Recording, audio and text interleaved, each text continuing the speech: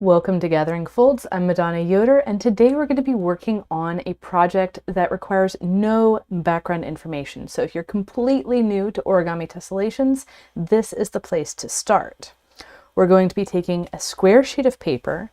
Mine is 12.5 inches to a side. I recommend anything bigger than 6 inches. We're going to be folding a 16-fold grid, and I'll go into more of what that means. And then we're going to be folding this lovely little pattern that is using those grid lines to pleat the paper and doing it in a certain order so that you can get this 3D shape at the end. So let's dive in. I've got my square sheet of paper and my bone folder, and I'm using Skytone paper today. I'll make sure to put a link in the description of where you can get that paper. It's my favorite paper for origami tessellations because it is stiff enough that you can easily reverse your creases, and it's thin enough that you can do pretty much any pattern you want. You're not limited by the paper thickness. So I'm going to take my bottom edge and fold it up to the top edge. We're going for dividing the paper in 16 even spaces in both the horizontal and vertical directions. So 16 is 2 to the 4th, or 2 times 2 times 2 times 2. So we're going to be dividing in half 4 times. I'm going to have a very specific way of doing this that I've developed after hundreds, thousands of grids. And it's starting by doing quarters in one direction. So I'm going to bring that bottom edge up to the fold that I just made.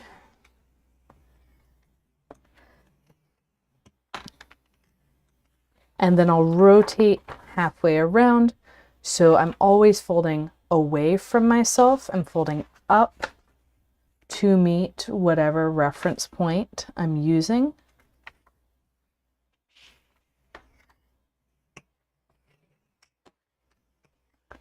And now that I have these 3 creases, I'm going to flip the paper over. So notice we did all 3 of these creases as valley folds. And when I flip the paper over, they are now mountain folds. Now I'm going to, on the mountain side, make them all into valleys. So these will now easily flow in either direction. And I'll come back to the valley side and rotate a quarter turn. So now those folds are vertical. And I'll do the same steps in this other grid direction. So folding the bottom edge up to the top.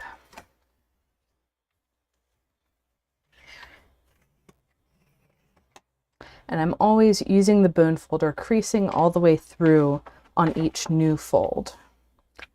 Opening up, I'll bring the bottom edge in to the center. And the reason why I use a bone folder is because it's really important to have very strong crease lines in origami tessellations, and also to save my thumbs.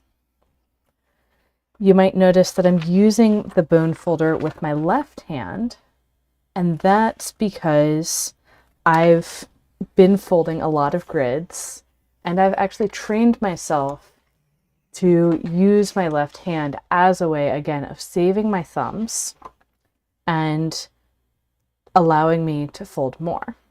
So now that I have those 3 creases in the second grid direction, I'm going to, again, flip the paper over and reverse the new creases before coming back to the valley side. Now I need to divide in half 2 more times. I'm at 4 divisions, going for 16. And I'm going to start by dividing each of these spaces directly in half. And different people have slightly different methods of how to do this. Some people would pick it up like an accordion. I'm going to recommend opening the fold and then pulling that next pre-existing grid line, the 1/4 line, up to the half. Some people would, instead of doing that, recommend bringing the bottom edge to the 3/4 line. But for the quarters, I think it's perfectly fine just to divide each space directly in half.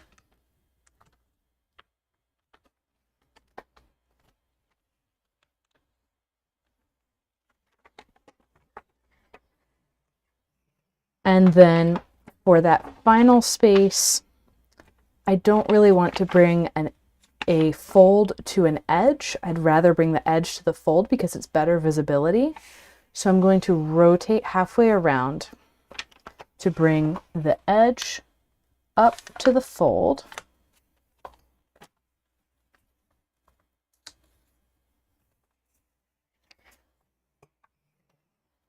And now when I flip my paper over to reverse my creases, there are 4 new creases, and I'm only reversing the new creases. Because folding along a line back and forth on paper weakens that line. So I'm back on the valley side now. I'm going to rotate to the other grid direction that's currently in quarters. And I'm going to put in 1/8 in that direction too, using the exact same steps. And so, again, I'm picking up the pre-existing crease. This is part of why we reverse our creases, so it's easy to pick them up as mountains while we're on the valley side of the paper. And crease across. And I should mention that this whole mountainside, valley side thing, that's a aesthetic preference. It's not anything to do with the math. It's not anything to do with precision. But if you are getting into advanced gridding, like the gridding that I do for the vast majority of my tessellation projects, then it is important to be able to distinguish the 2 sides of the paper. So it's a good habit to get into, to keep all your valley folds on one side and all your mountains on the other, with the caveat that we are reversing all of our folds. So this is just keeping track of the first fold direction. Okay, so back on the valley side of the paper, I have 1/8 in both directions, and I need 1 more division of 2 across the whole paper in both directions to get to 1/16. So I'm going to start by bringing my bottom edge to the next fold line. And next, I'm going to do something slightly different. So you know how I said to get from the quarters to the 1/8, you could bring the bottom edge to the 3/4 line. Well, I'm going to do something very similar here. I'm going to bring this bottom edge to the 1, 2, 3, third existing fold.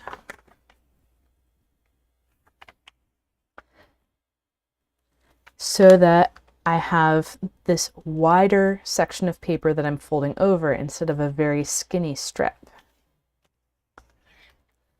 And then different people, again, will tell you to do it different ways. Some people will tell you to advance this folded edge another 2 spaces and work your way up to the half that way.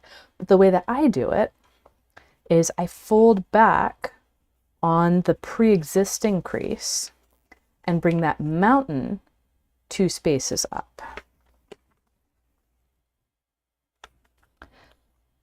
And there's really no way to go wrong with this.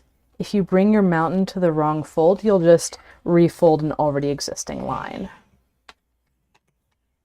And so at each step, I'm folding back, so I just have one division folded in half underneath my mountain fold, and then bringing that folded edge 2 spaces forward. And that way I can work pretty much all the way across the paper with this. I'm using folds that are as local as possible for my references, and still getting the benefit of, you can see I can set this up and crease all the way across in one go. That was not the case if I was directly dividing a skinnier section. So like if I try and directly divide this, I'm going to be setting up and setting up and setting up. But if I take this mountain fold and bring it over, I can do it in one go.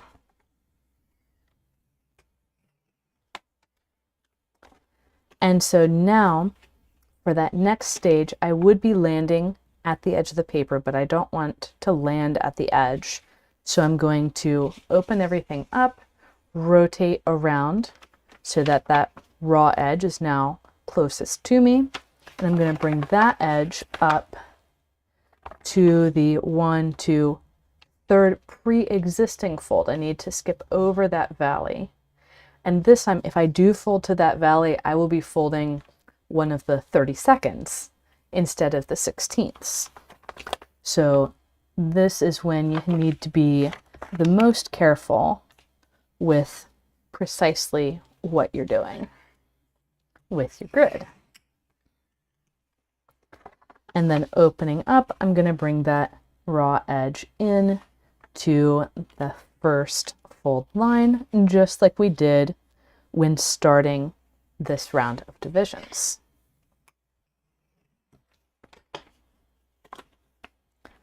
And flipping over, I'm going to reverse all of my new creases.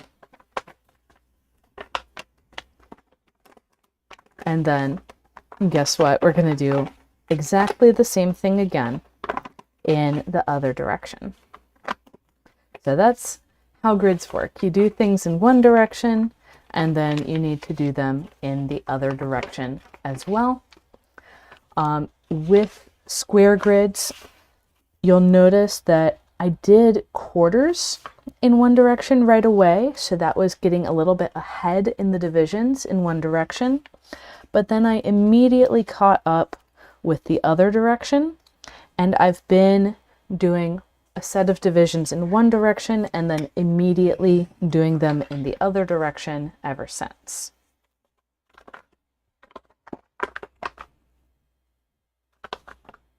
So one of the things that I'm doing as I'm folding is I'm looking at how the grid lines are continuing from the top flap to the bottom flap, making sure that everything's lining up. So I'm going to pick this up and move it on up. So this method where we're dividing 3 previous grid divisions in half, I call the 3 halves method. And so it's not dividing one division in half where you get directly 1/2. It's dividing 3 in half where you get 1 1/2. And you can take any odd number and divide it in half and get a fold line exactly in half between 2 of the folds.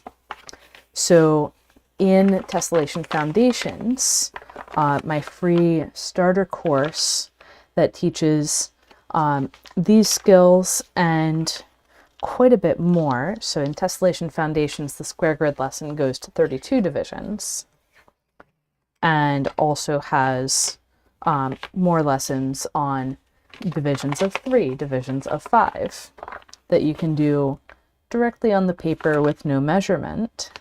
And precisely, this is not an approximation. That is all available in Tessellation Foundations, which you can get at training.gatheringfolds.com/start. The link is down in the description as well.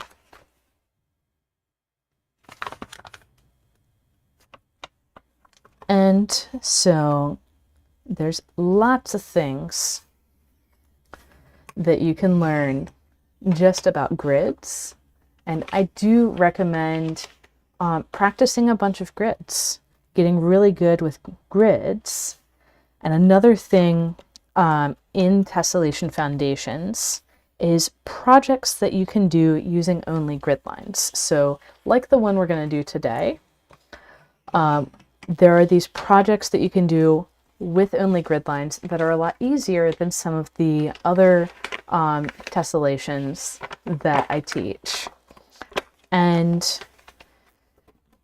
yeah, there's a lot of stuff to learn, but being comfortable gridding and being comfortable enough with gridding that you can grid in your spare time, like while you're listening to a podcast or watching a YouTube video, is really helpful in preparing yourself to use that grid in a way that you haven't tried before.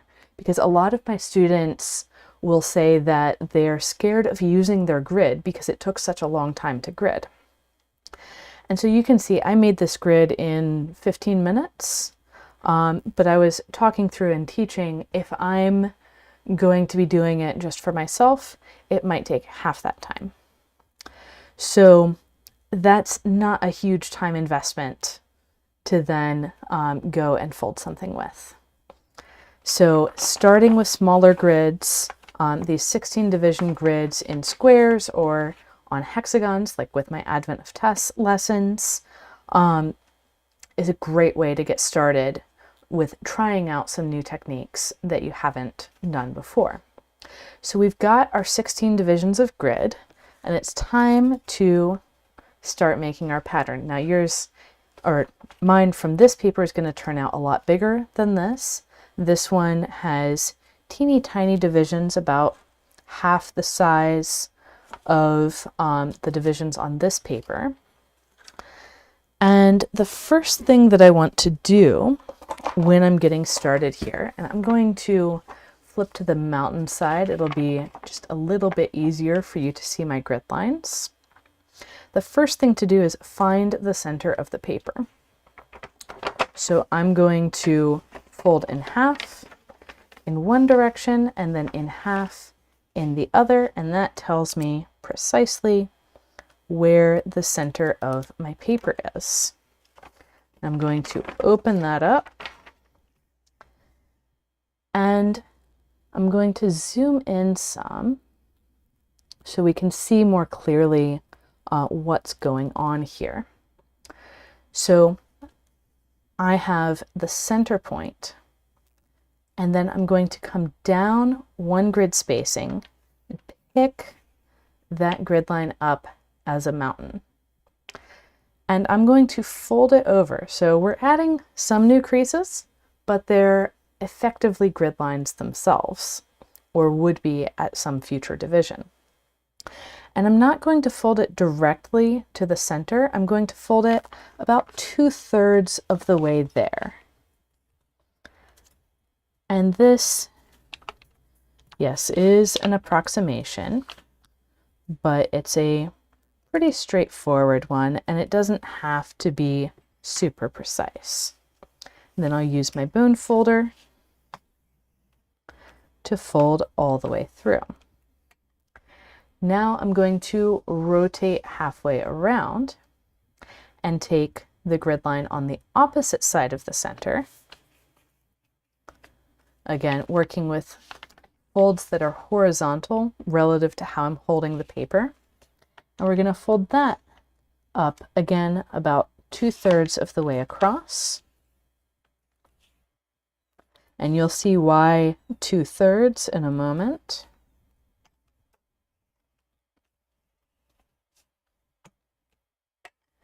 And then I'm going to give my paper a 1/4 turn. So those two folds are now vertical. I'm going to take the grid line one spacing out from the center, and I'm going to leave those two folds folded as I pick this line up as a mountain and bring that up a 2/3 of the way across that grid division. And again, this is 2/3-ish.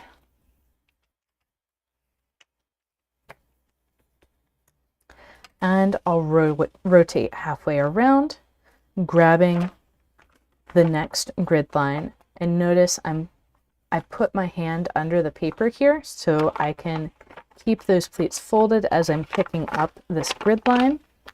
It also helps to do this at the edge of a table that has a sharp edge, not a rounded edge, because then you can fold it over the edge of the table, especially as we progress and get more and more of these folds around the center.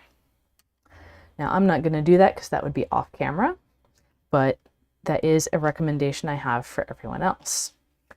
And now I'm going to do a quarter turn and come back to my original direction.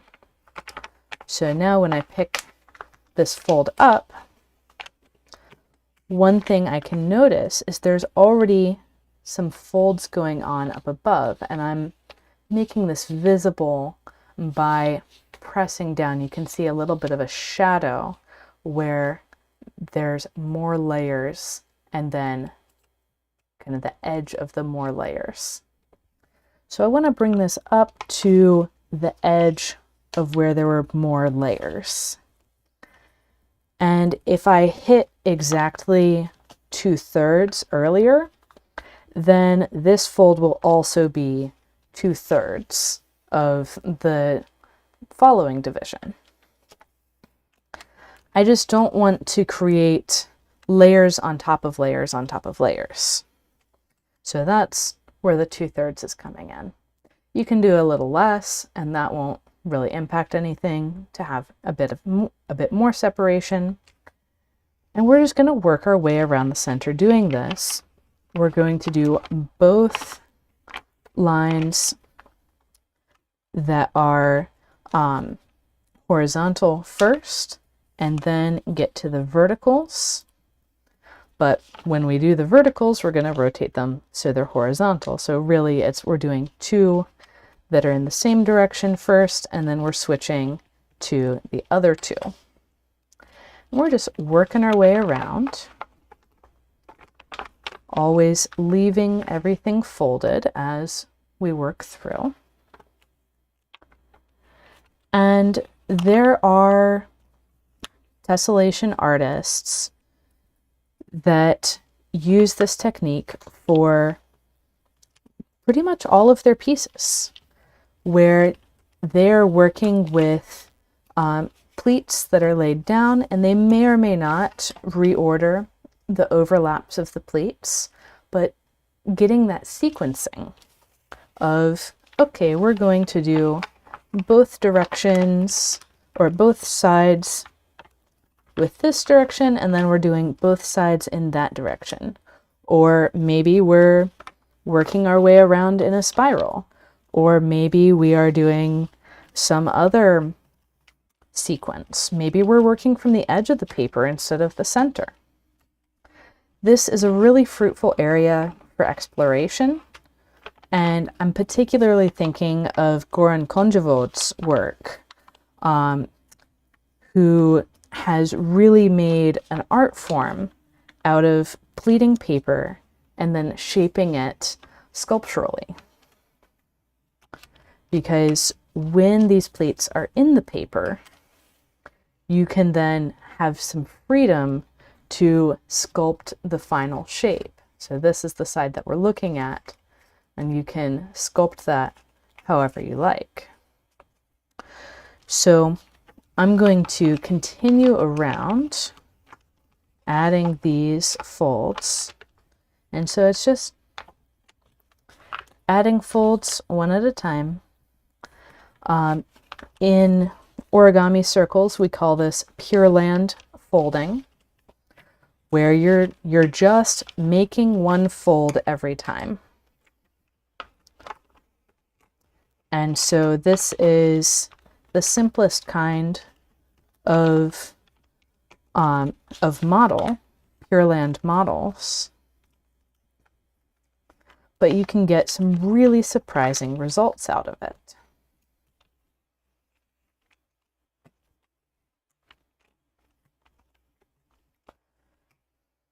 So if you already knew about Pure Land origami, I bet it's kind of surprising that there are Pure Land tessellations.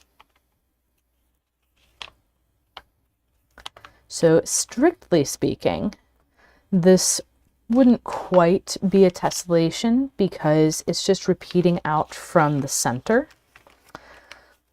But all the pleats are going to somewhere else, and you could have another repeat of this shape around another center as well. So this definitely could be tessellated. It just might take some figuring out. Excuse me. To see how you can get the same pleat orders in different repeats.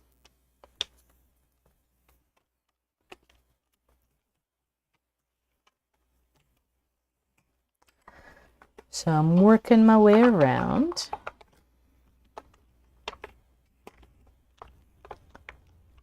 Doing first one direction, both ways, and then the other.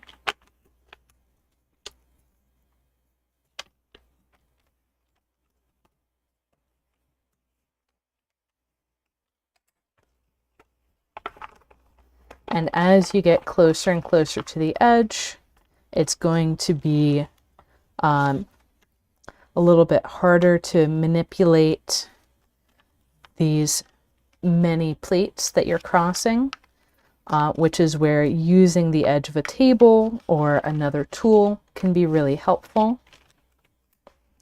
You just really want to keep all of those pleats folded as you're picking up the next one.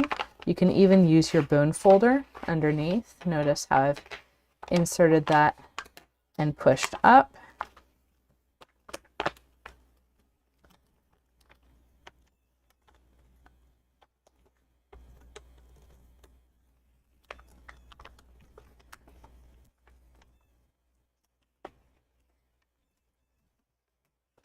So we're not trying to wrangle each individual pleat.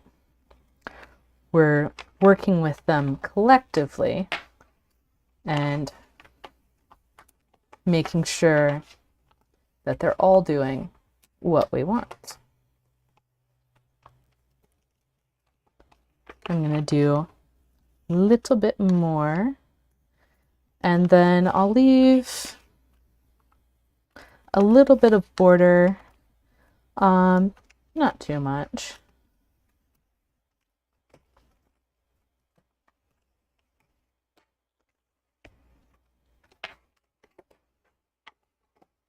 But once we get our pleats in place, then we can start playing with that tower structure that emerges.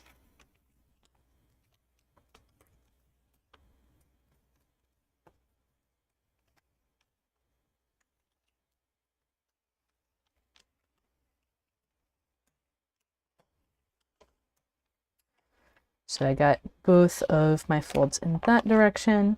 It's time to go for the other direction.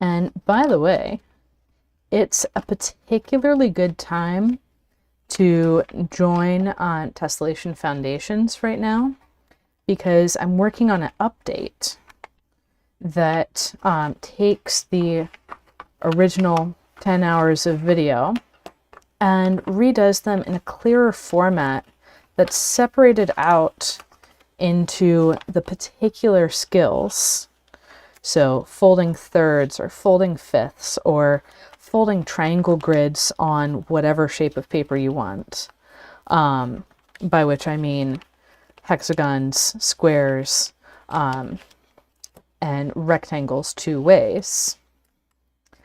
And there's also going to be new projects. One of them is going to be very similar to this. And lots of new resources inside of Tessellation Foundations that will be coming out in the next week or so. So that's an exciting project I've been working on. And I'm going to be focusing on these beginner style projects here in my YouTube live streams for the next couple weeks as well.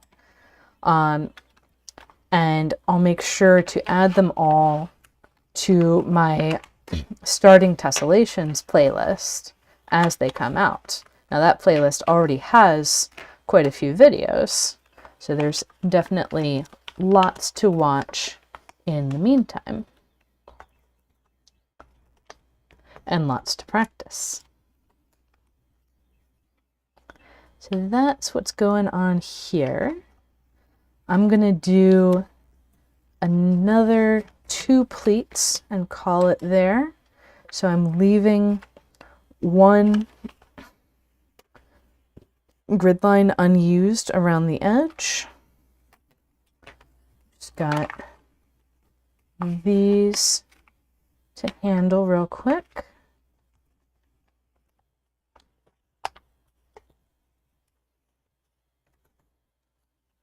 So you can see this is not only simple folds, but also rather quick. So who knew? A tessellation that is both simple and quick. Definitely busting some stereotypes here.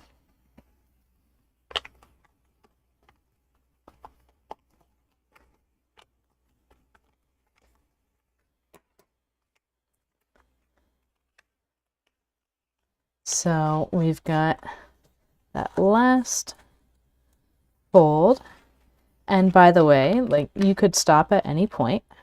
You don't have to do precisely what I do. It's one of the great things about tessellations. You can always make them bigger or smaller, depending on how much time you have, what paper you're using, etc., etc.